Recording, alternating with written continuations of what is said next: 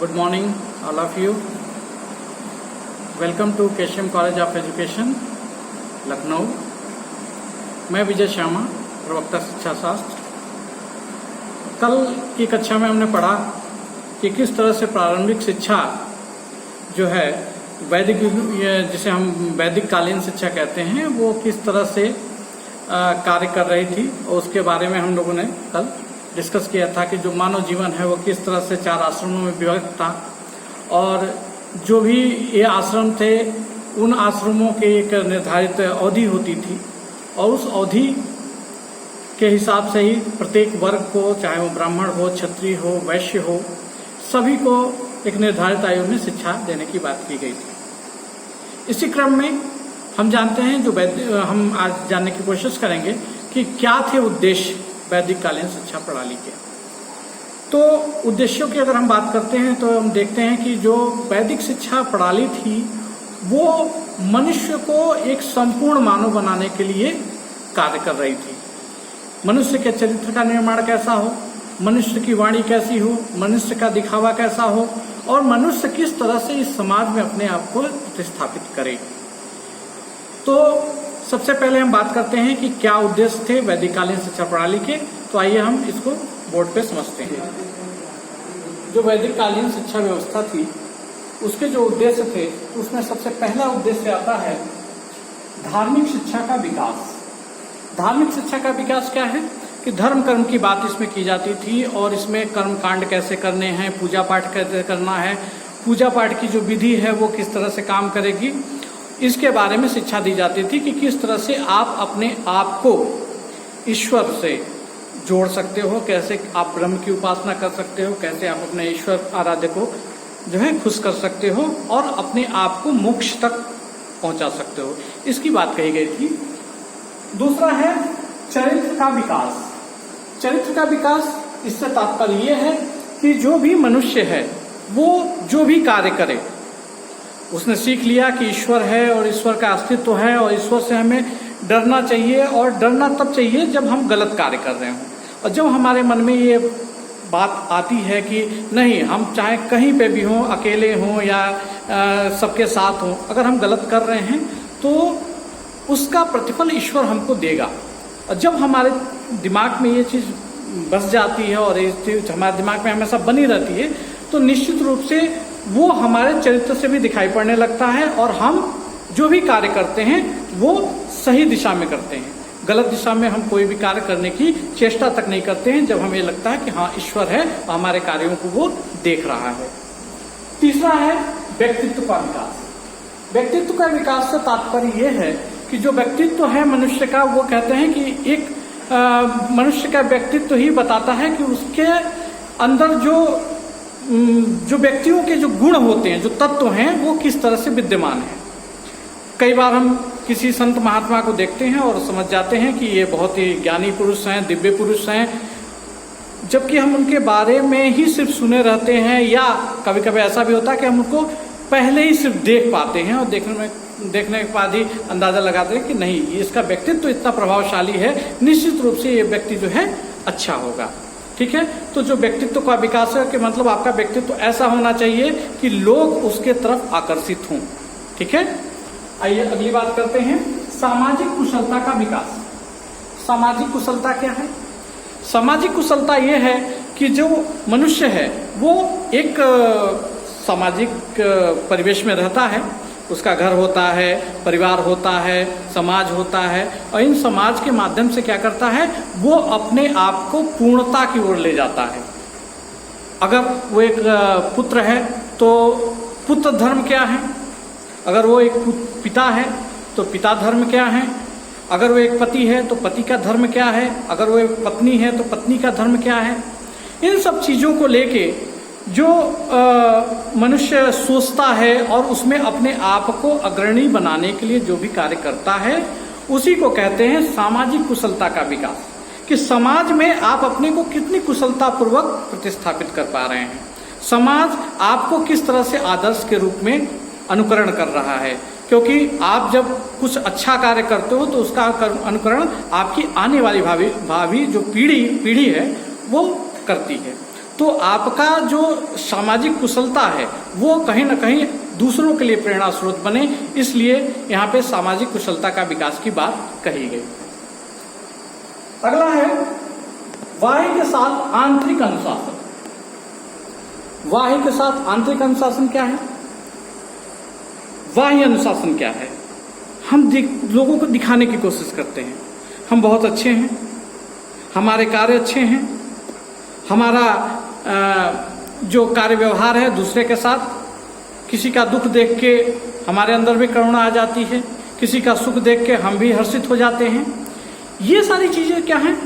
ये सारी चीजें जो है दूसरों को दिखाई पड़ती है और इसको अनुकरण करते हैं लोग। लेकिन क्या खुद में आप आंतरिक रूप से भी क्या उस अनुशासन का पालन कर रहे हैं? क्या आप वास्तव में एक अच्छे व्यक्ति हैं या सिर्फ आप दिखावा कर रहे हैं? तो यहाँ पे कहा गया है कि जो आपका बाह्य वातावरण है, बाहरी जो दिखावा है वो अगर अच्छा है तो क्या आप आंतरिक रूप से भी अच्छे हो? एक्चुअल में आपको क्या दूसरे के दुख से दुख हो रहा है, दूसरे की खुशी से खुशी हो रही है, कहीं द्वेष तो नहीं है, ईर्ष्या तो नहीं है, जलन की भावना तो नहीं है?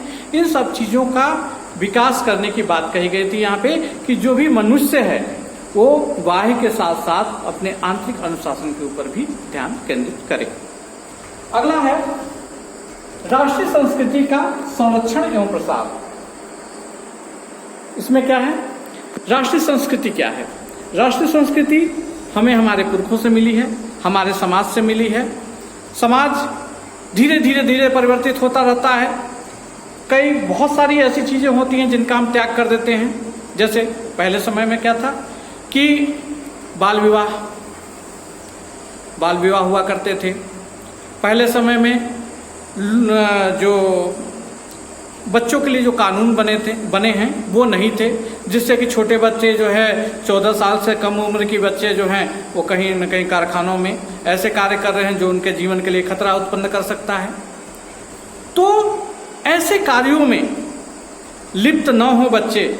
हमारी संस्कृति क्या है? छोटों को स्नेह देना, बड़ों का आदर करना, सम्मान करना, ये सब हमारी संस्कृति है और इस संस्कृति को हम आगे बढ़ाएंगे, इसके लिए हम कार्यरत रहते हैं।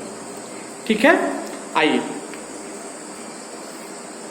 अब बात करें कि पाठ्यक्रम क्या था। तो दो तरह के पाठ्यक्रम थे उस समय। एक था पराविद्या, दूसरी थी अपराविद्या।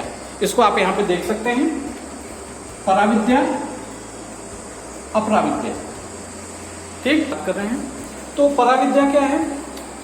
पराविद्या वो विद्या है जिसके अंतर्गत अमूर्त चिंतन की बात की जाती है, यानी कि ईश्वर की बात की जाती है, ब्रह्मांड की बात की जाती है, ब्रह्म की बात की जाती है, जिसको हम देखते नहीं, जिसको हम सिर्फ एक काल्पनिक रूप से मान लेते हैं कि ईश्वर है, ईश्वर का अस्तित्व है और ईश्वर ही इस पूरी सृष्टि का संचालक है।